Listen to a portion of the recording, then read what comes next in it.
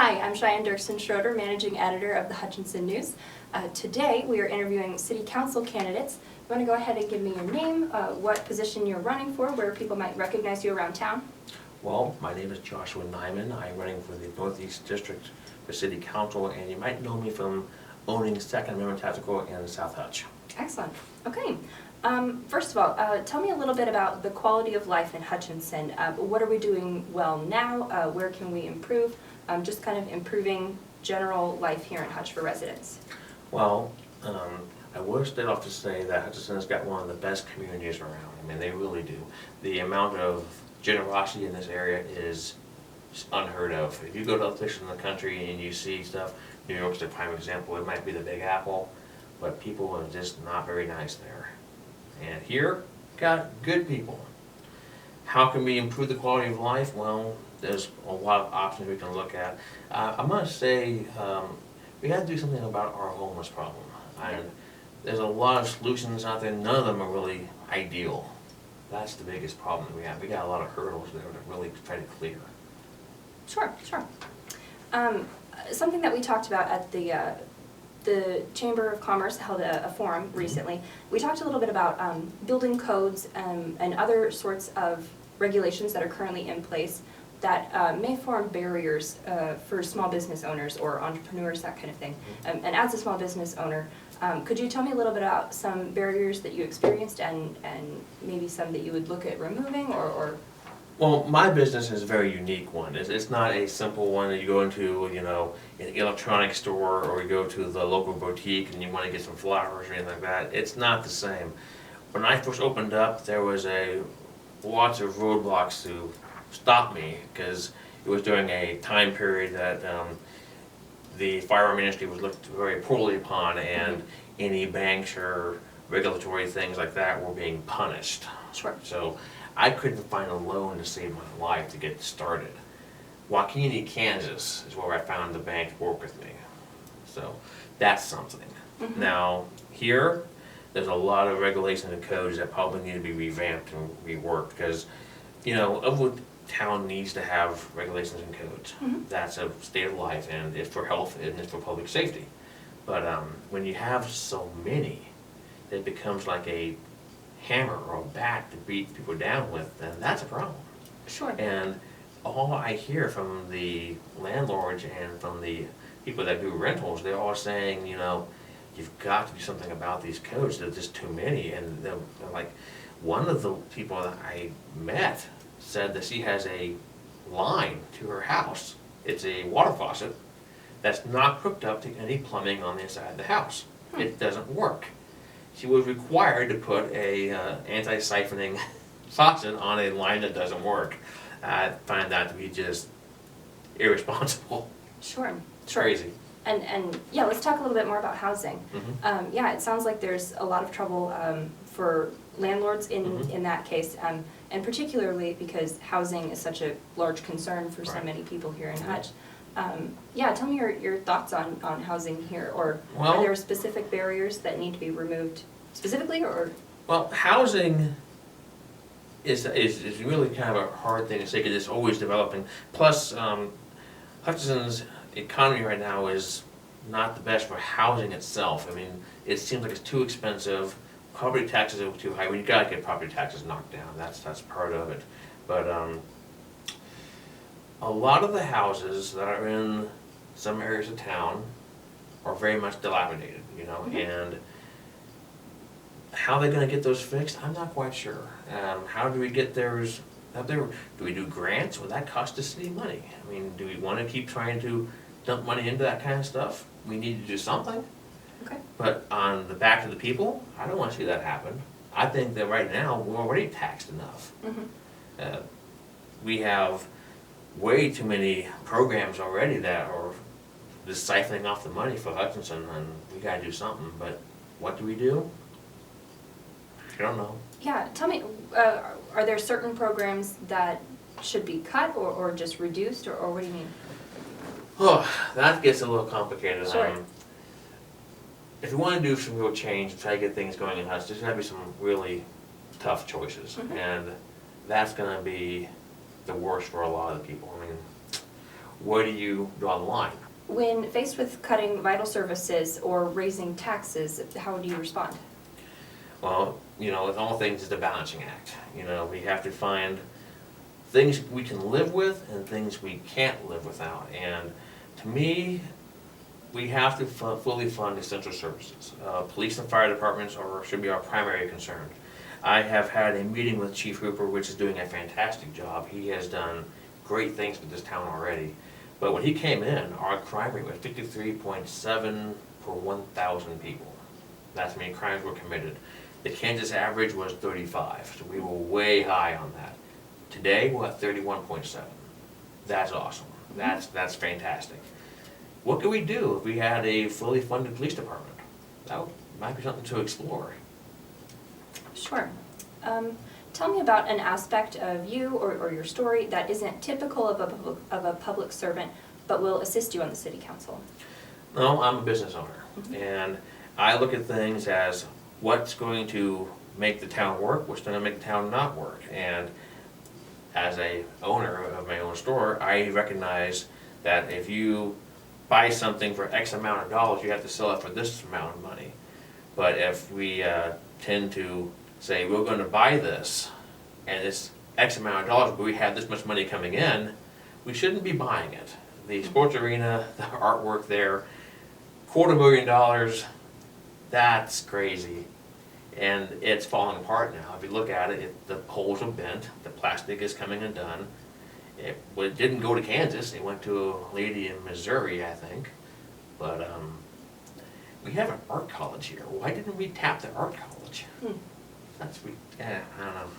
Sure, so that there is some, in that balancing act of looking at vital services as well as where we're currently spending money, that there are more careful ways to make these decisions. And that's what I'm saying, as a business owner, I would look at things saying, okay, we need to get this done.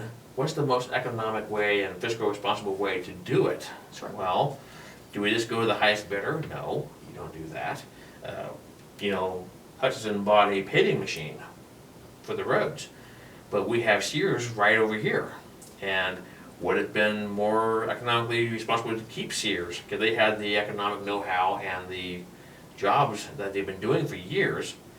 While when Hutchinson started doing it, we started seeing a lot more potholes. Now, is there a correlation? I don't know. Sure. And I think that's an interesting point as well.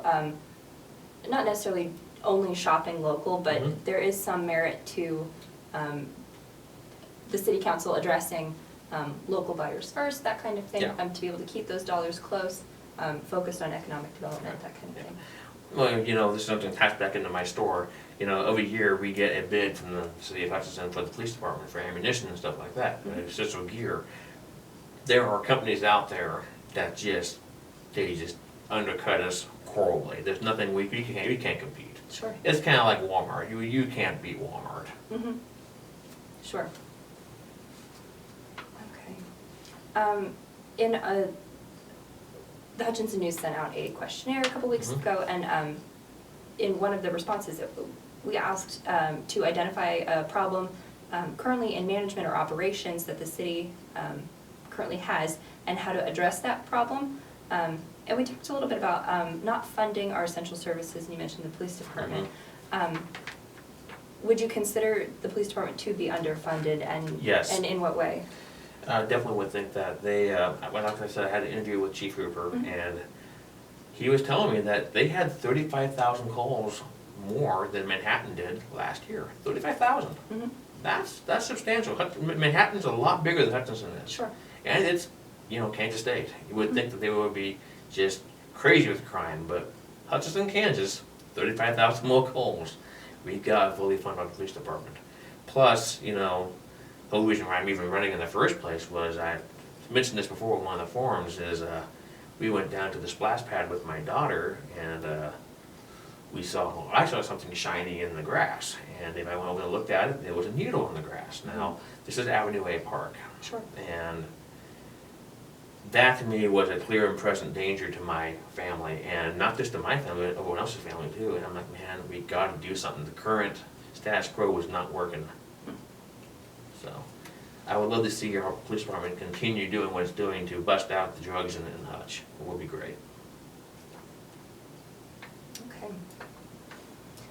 Tell me a little bit more about economic development efforts. I know that the Chamber does plenty to look at larger sort of manufacturing places. We're also working on entrepreneurship. Tell me about some efforts that the City Council might pursue, if you were elected, that kind of thing. Yeah. This is a really good question for me because I look at things from a different point of view. If we have a business that is thinking about coming in, they're not here yet. So does it cost us to Hutchinson any money to offer them a tax break? Of course it doesn't cost money because they're not getting any taxes anyway because they're not here yet. So if we offer them a break, we should probably do that just to get them in the door, try to make them happy.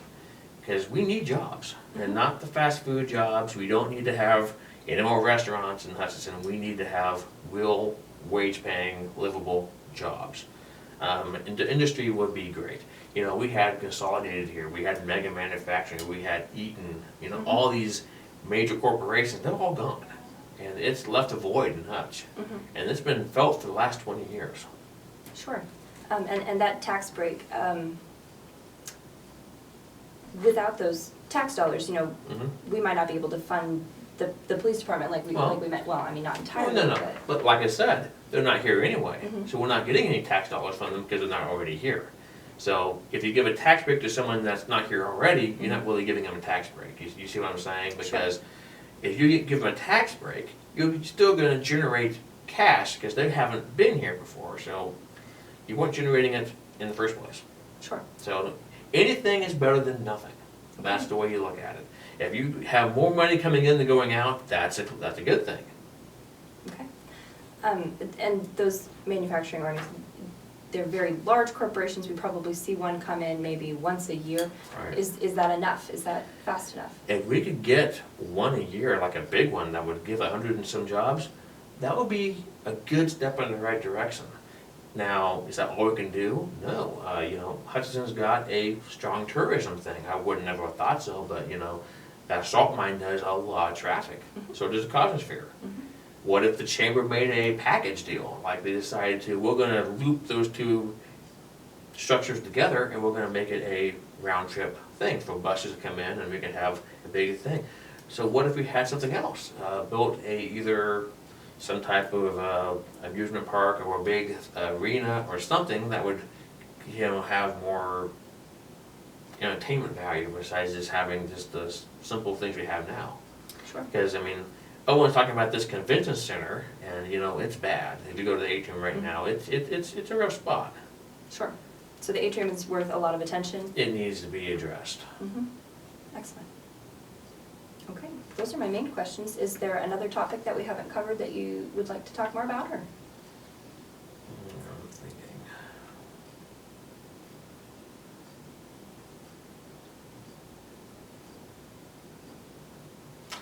Something silly. I think we've covered all the main stuff. Yeah. This is just something that I've been wanting to do myself because I got into an argument with a city council member probably about 6 years ago about this when the laws first changed. Hutchinson has a much different view on fireworks than South Hutch does. Okay. South Hutch, anything and everything goes in South Hutch, and they have very little problems with this. Now, here in Hutchinson, if you've been around here on the 4th of July, the whole sky is still lit up. People are completely ignoring the 6-foot fountains around you. It's not enforceable. Talk to the chief, he'll tell you it's not enforceable.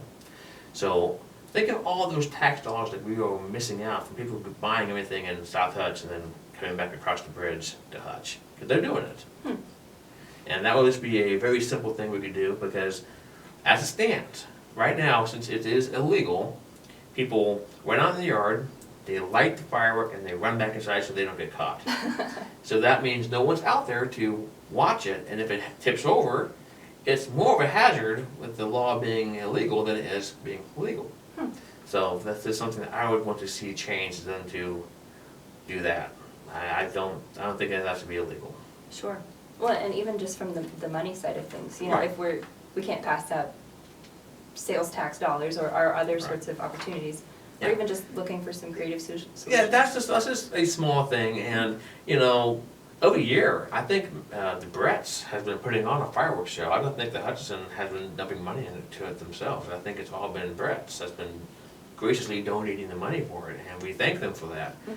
Wouldn't it be nice to be able to put on our own show with a little bit of help? You know, have some extra cash injected to that? Sure. I think it would be cool. Okay. Well, great. Hey, thank you so much for speaking with me. I really appreciate it. Mhm.